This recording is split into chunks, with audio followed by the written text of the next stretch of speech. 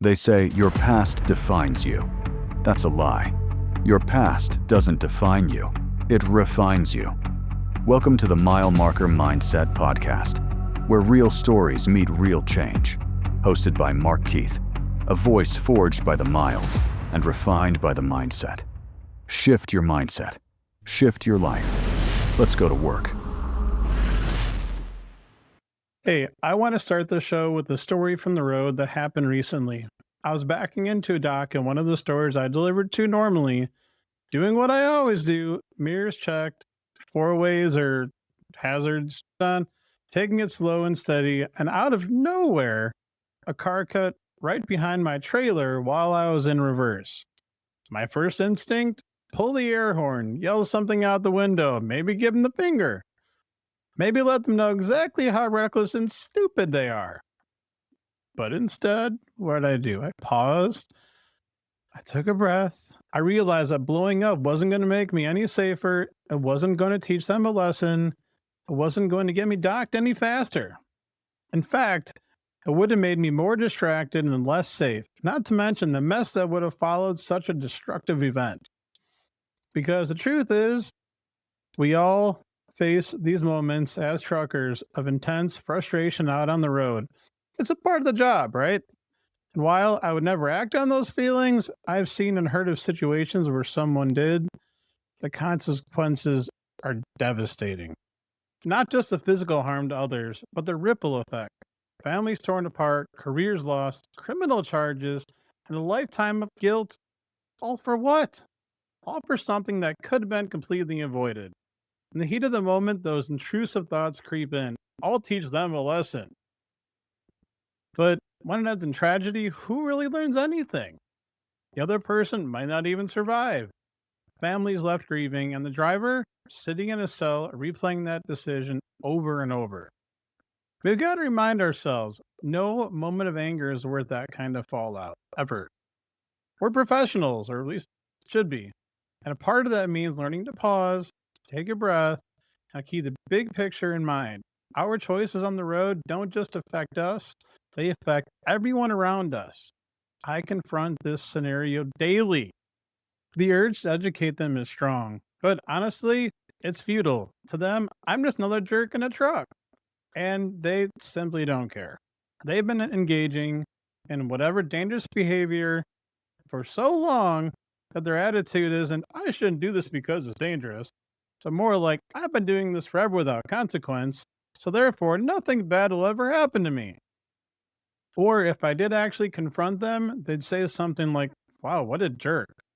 I'm always a safe driver, and what did truck drivers know anyhow? Plus, it's not my fault you're in my way.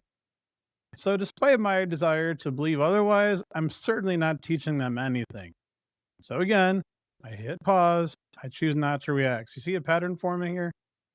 That's what I want to talk about today. What happens in a split second when life tests you? When someone cuts you off, when your boss gives you an impossible deadline, when your spouse says something that just hits you wrong. At the moment, you have a choice to react emotionally or respond logically. And that choice changes everything. Welcome to the Mile Marker Mindset Podcast. My name is Mark Keith, and we are in the studio today as we dive into taking control when life goes sideways. For years, I've had my life on autopilot. Somebody cut me off, I reacted. A dispatcher gave me a run that made no sense, I reacted. My wife said something I misunderstood, I reacted, and maybe so did she. And those reactions usually made things worse, not better. I see it every single day on the road. Four-wheelers cutting me off, slamming brakes in front of 80,000 pounds of truck and trailer. By the way, you know how much a four-wheeler weighs? It's like 4 pounds. That math doesn't math. Think about it for a minute. Anyways, four-wheelers weaving like they're playing a video game. But it's not just four-wheelers. Other truckers doing dangerous stuff too. Cutting people off, tailgating, blocking lanes. Earlier in my career, I get mad. I lay on the horn. Maybe cuss out the other trucker on the CB. And yes, I'm that old, and yes, I miss using them. Along with that, I'd also mutter some colorful words about them to myself in my truck when that happens. or maybe let it bother me for miles down the road. Let me give you a specific example of how this reactive pattern played out. I was driving down the interstate, heading to the rail yards in Chicago, Illinois, in a really bad storm. Heavy winds, really heavy rain, really dangerous conditions for anybody, especially somebody in a truck. Most people were slowing down, putting on their four ways, just trying to be safe. I was far enough from Chicago where there were still two lanes each direction with a shoulder on the outside.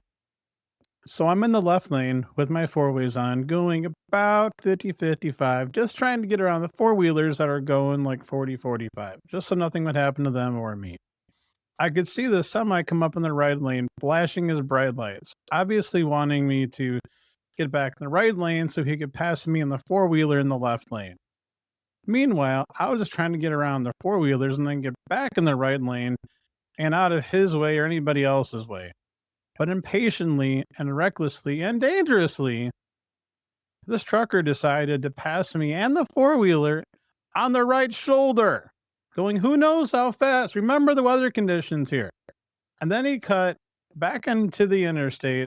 Once he got in front of us, of course, I had to get him on the CB and tell him how dangerous and dumb that was because clearly he was going to listen to me. We ended up going back and forth in the CB. Then he started playing this game where he would slow down. I would try to pass him. He would change lanes without any signal, back and forth for several miles. Eventually, he told me he was going to call the state police on me because he thought I was doing something wrong. So I told him, hey, that's fine. I was going to call the cops on you too because what you're doing is highly illegal and dangerous. So I did end up calling the Illinois State Police. But here's the thing. Calling them should have been the first thing I did. Not getting him on the CB to lecture him about his driving. Let the professionals handle it, which would create an official record and keep myself out of the escalation. If something had happened, at least I did all I could do the right way. Instead, my need to educate him on the CB turned a dangerous situation into an even more dangerous one. And obviously, he didn't learn anything from my lecture. He just got more aggressive. I'm sure it wasn't the first time he's done something like that, and honestly, it probably wasn't the last. Oh, yeah, by the way, once I told him on the CB that I was calling the police, he took off and left me in his wake. Remember what I said about having to control your emotions while driving? Though I still drove as safely as I could given the conditions, I let my emotions influence me behind the wheel, and that was a mistake.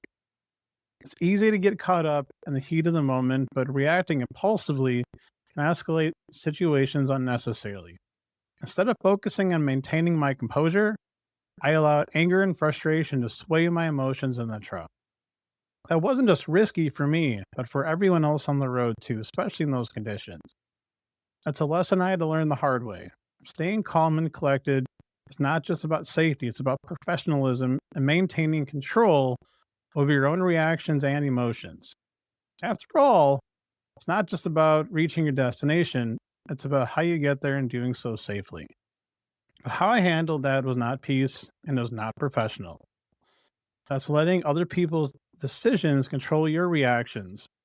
When I started driving for Walmart, I realized if I let every bad driver or every nonsensical dispatch get under my skin, I was going to burn out. So I adopted this philosophy: drive truck, cash check. That doesn't mean I don't care. Some people like to tell me that. That's not what it means. It means I don't get worked up over things I can't control. But before I learned to pause, before I developed the pause philosophy, I was the king of reactive disasters. A few years ago, I was working on a collaborative project with a colleague, but him and I quickly became fast friends, bonding over shared interests and deciding to team up on something we both believed had real potential. I was genuinely excited about what we can do, what we could build together, not just the project, but the connection we had. We were becoming really friends. But without warning, he pulled out of the project. No explanation, no conversation, just silence. I reached out several times, hoping we could talk things out, maybe save the project, or at least salvage some kind of a friendship. But for a while, there was nothing.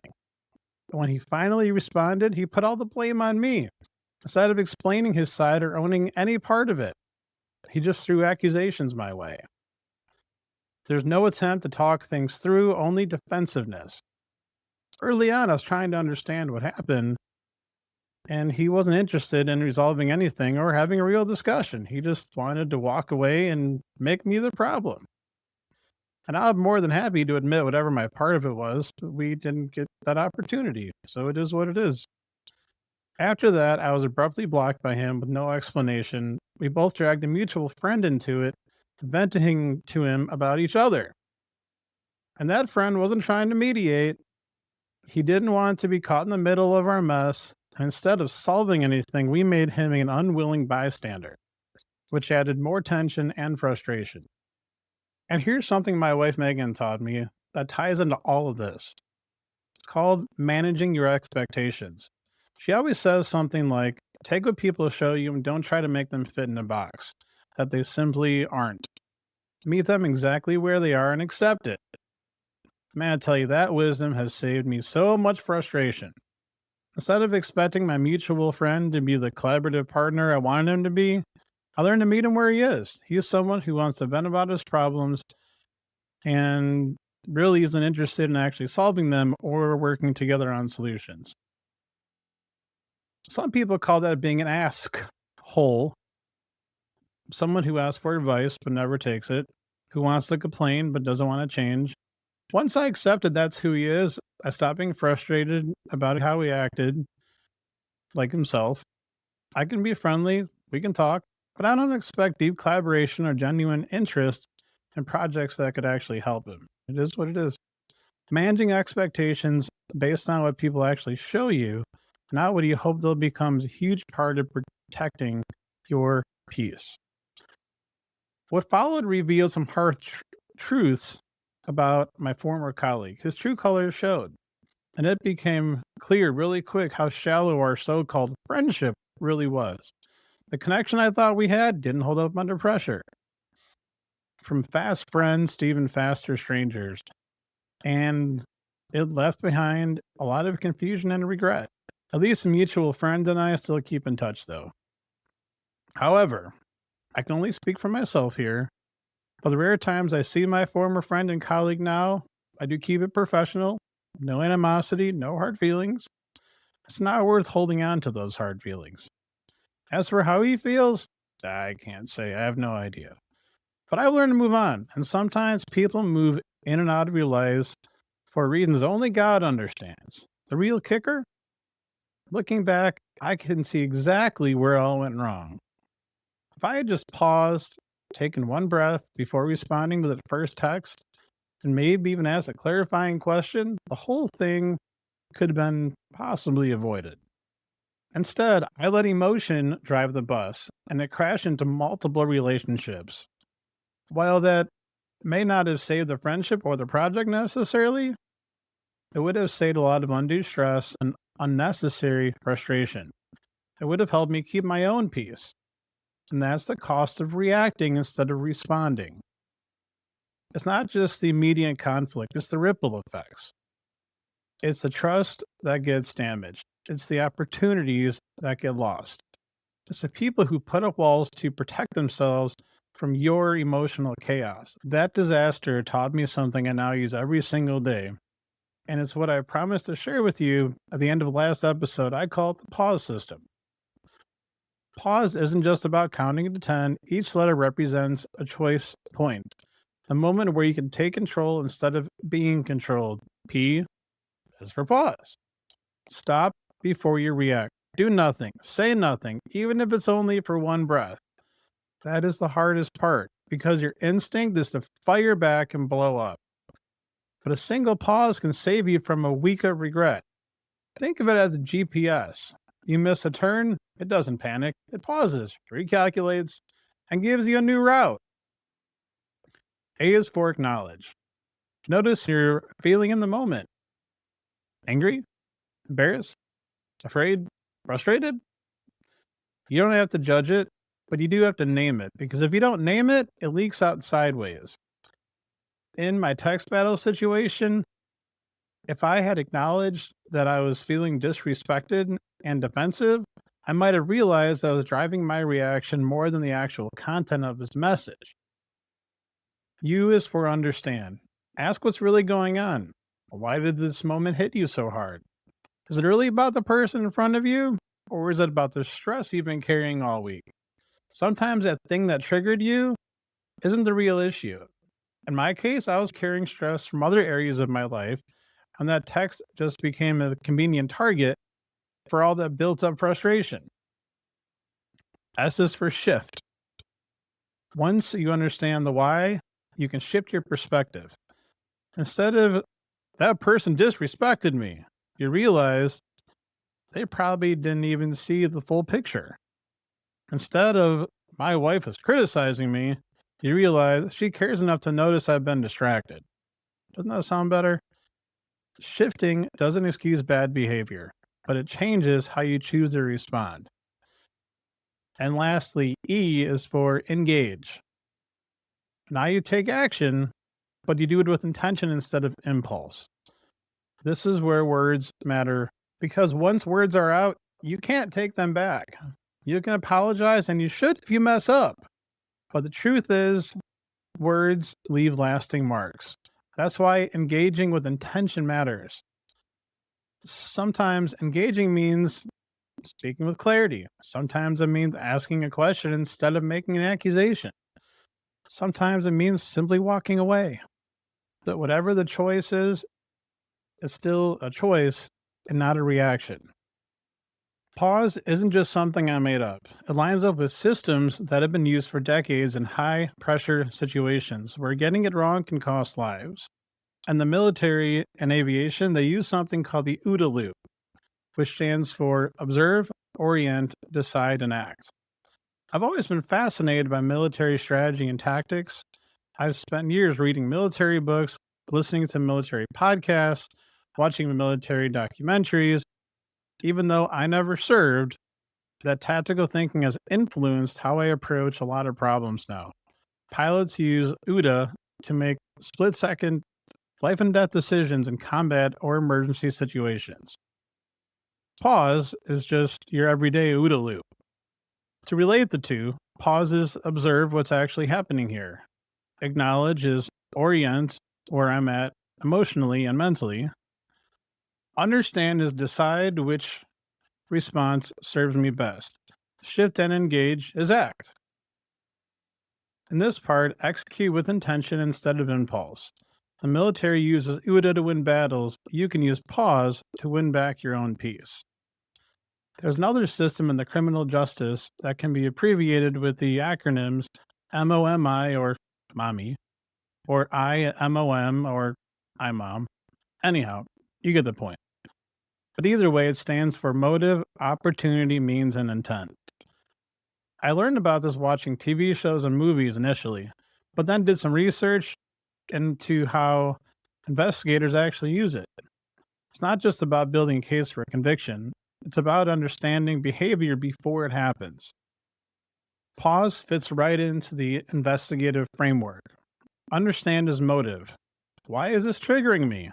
Pause is opportunity. Do I have the space to choose and respond? Acknowledge is means.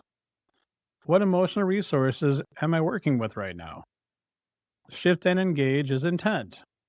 What outcome do I actually want and how do I pursue it?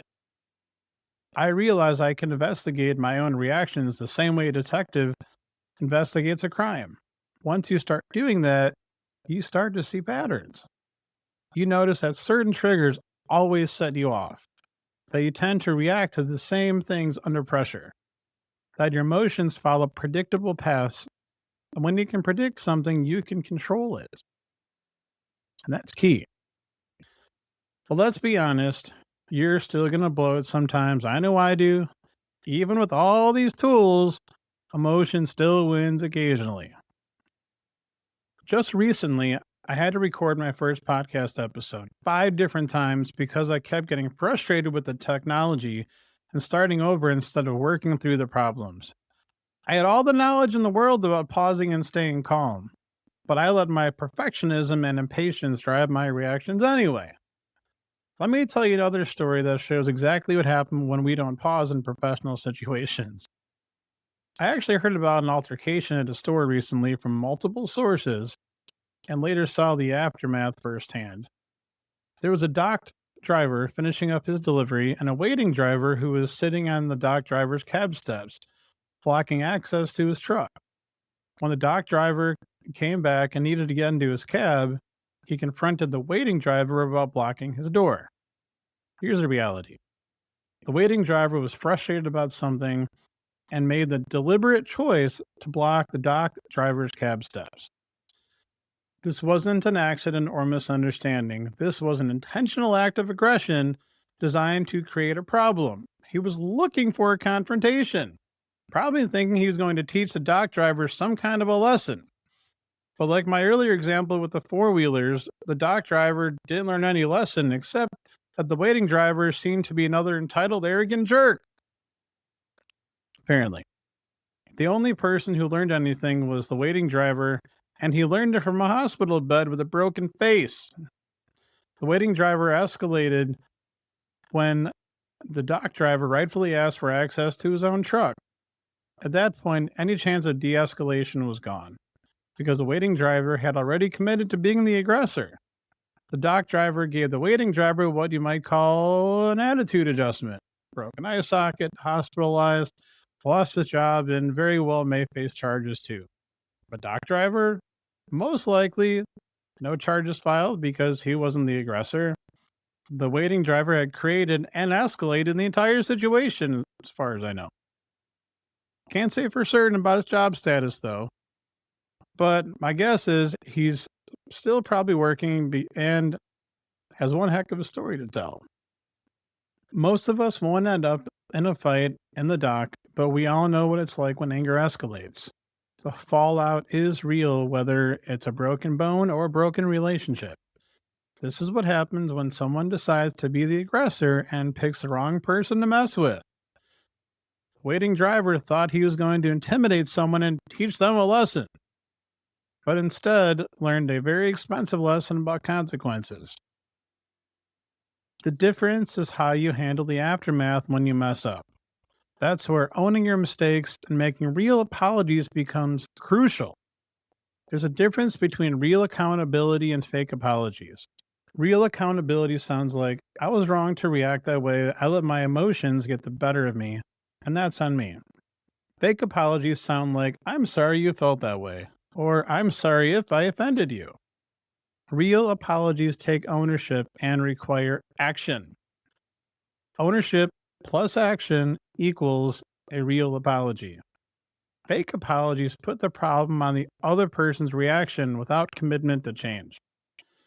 This shows up in relationships all the time. Recently, Megan and I had a misunderstanding about where I record the podcast. She thought I was saying I was abandoning this studio and only recording in the truck. I thought, despite the fact that she's been supportive of this whole thing from the beginning, that based on her reaction, she was no longer being supportive about it generally, which was obviously wrong. We both completely misunderstood each other. Instead of pausing and asking clarifying questions, we both reacted, and what happened? A completely unnecessary argument over something that wasn't even real. That's the equation. Misunderstanding minus clarifying questions equals unnecessary conflict. But misunderstanding plus clarifying questions equals clarity and peace. The magic questions that prevent these disasters are simple. Help me understand what you mean by. Are you saying that? What would it look like if? These questions diffuse tension instead of escalating it. They show you trying to understand, not trying to be right. But here's what I've learned: conflict plus emotion equals reactive and unproductive. Conflict plus logic equals proactive and productive. Emotion makes you irrational, it hijacks logic. That's why little disagreements spiral into big arguments. But the pause gives you space to let logic back in. the pause turns conflict into a chance for clarity instead of chaos. James 1:19 puts it perfectly. Everyone should be quick to listen, slow to speak, and slow to become angry. That's ancient wisdom about the pause. That's God telling us don't let your reactions run the show. Slow down, listen first. And by the way, listening is not waiting for your turn to talk. Listening is about gaining comprehension and understanding of the situation and what the other person is saying. Secondly, respond. How can you respond properly if you don't know what the other person is even saying or talking about? That one verse is the whole pause framework in a nutshell. For a long time at my current job and other companies I drove for, I would let a lot of things get to me. Dispatchers give me loads that made no sense, other drivers cutting me off, equipment breaking down at the worst possible times. I just reached a point where it wasn't worth getting angry anymore. Things are going to be what they're going to be, and getting mad about it and getting mad about what I can't control doesn't change anything. That's when I adopted drive, truck, cash, check as my philosophy, especially when I'm in the truck, when I'm in traffic and people are cutting me off. I slow down, I let things be what they're going to be. When I get a goofy load that doesn't make any sense, it's going to be what's going to be. I can't control what other people do. I can only control what I can do and how I react to things and my attitude. This adopted philosophy goes way deeper than trucking. It's about protecting your peace by focusing on what's actually in your control, your reactions, your choices, your attitude, everything else that's not yours to carry. And here's the thing about all of this: the pause system is a way of living that transcends mere mental exercises. It's about cultivating a mindset that prioritizes inner peace and resilience. By embracing these principles, we create a buffer against life's chaos, allowing us to navigate challenges with grace and composure. This isn't just about avoiding stress, it's about transforming how we interact with the world around us. It empowers us to choose our battles wisely and focus our energy on what truly matters. Ultimately, it's about aligning our actions with our values, ensuring that our journey is one with purpose and fulfillment. For me, this is a part of my faith. I believe God allowed me to go through all these reactive disasters, all those damaged relationships, all the emotional chaos, so I could learn these lessons and help others avoid the same mistakes. I can look back at everything that brought me here, all the different people I met along the way, all the different lessons I had to learn, all the mistakes I made, and see exactly what I needed to experience. Obviously, I'm still learning and still growing, but I can see how God used every difficult person, every painful situation to prepare me for this mission. As I'm working on my book, Trauma to Triumph, I live this story, but it's not really my story. It's really God's story of redemption in my life and what He's capable of getting you through. My only part in all this is listening to Him and being obedient eventually. And not often enough because, well, I am only human. Not that's an excuse, it's just the truth. But I believe He brought me through all the chaos so I could develop these tools and share them with people who are where I used to be. Nothing happens on Mark's time, but everything happens in God's time. Something that takes some getting used to realizing. Similar to how He moves people in and out of my life, He'll bring the right people to this message at the right time in their own lives. So here's my challenge for you for this week. I want you to identify one trigger situation you face regularly. Maybe it's traffic on your commute. Maybe it's a difficult coworker. Maybe it's your teenager testing boundaries. Maybe it's financial stress hitting at the worst possible moment. Commit to using the pause system in this specific situation. When the trigger hits, pause for just one breath. Acknowledge what you are feeling without judging it. Try to understand why this particular thing gets to you. Shift your perspective. Ask if there's another way to look at it. Then engage with intention instead of impulse. Write down what happens, both your successes and your failures. What step was the hardest for you? What did you discover about your patterns? How did the outcome differ from your usual reaction? The goal isn't perfection, it's awareness and progress. If you want to share your biggest insight from trying this, send it to podcast@milemarkermindset.com. Because sometimes one person's breakthrough helps others see their own patterns more clearly. And if you find yourself recognizing these reactive patterns in your own life and realizing that you need more personalized help breaking them, that's the kind of deeper work I do in coaching. Tools I use go beyond what I can share in a podcast episode, helping you identify your specific triggers, rewire your automatic responses, and create lasting change in how you show up in these moments. You can reach me at coaching@milemarkermindset.com. Remember, your past doesn't define you, it refines you. Every pause is a victory, even if no one else notices. Every time you choose to respond instead of react, you're building new patterns and protecting your peace. Shift your mindset, shift your life. Next episode, my lovely wife Megan joins me to talk about the flip side of everything we covered today. We'll discuss what happens when people weaponize these same communication tools we've been talking about, like gaslighting, manipulation, and how to recognize when someone is using healthy relationship skills in unhealthy ways. You're not going to want to miss it. Until then, keep the bugs off your glass and the bears off your back. Protect your peace, and remember, drive truck, gas check. Focus on what you can control.